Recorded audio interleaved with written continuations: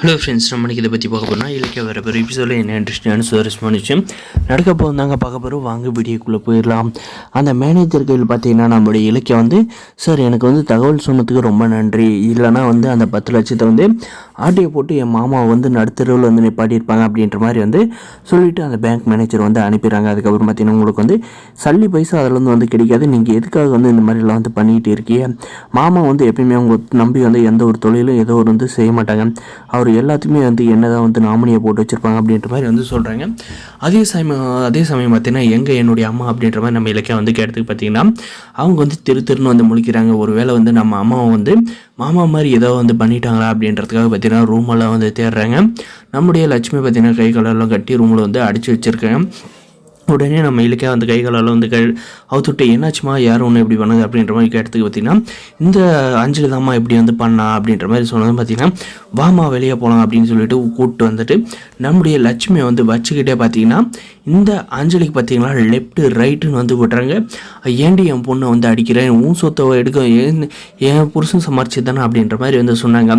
உன் மகன் இவ்வளோ ஆடுறதுக்கு காரணமே நீ தான், என் அம்மாவை நீங்கள் வந்து 2 பேர் கட்டி போட்டு இந்த பணத்தை வந்து ஆட்டிய போல போட்ட அப்படின்ற மாதிரி வந்து இந்த சிந்தாமணிக்கும் பார்த்தீங்கன்னா லெஃப்ட் ரைட்டுன்னு வந்து விடுதுங்க.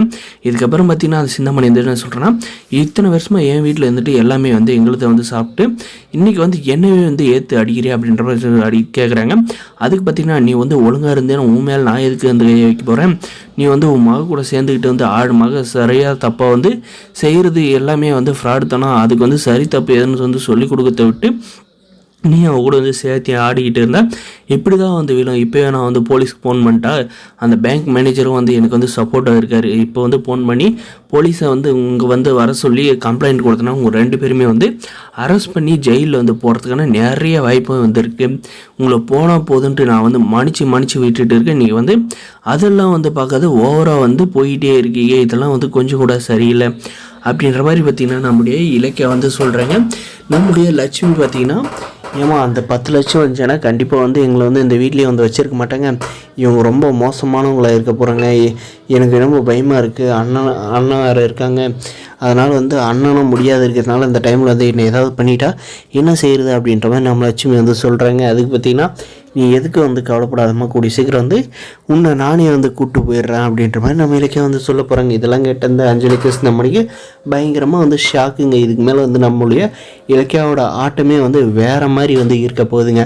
அவங்க வந்து எதுக்குன்னு நினச்சாவே வந்துங்க அவங்கள வந்து அழிக்கிற லெவலுக்கு வந்து நம்முடைய இலக்கியம் வந்து பிளான் போட்டு தரமான செய்கை வந்து செய்ய போகிறாங்க. வரப்போகிற எபிசோட் இதெல்லாம் வந்து நடக்குது.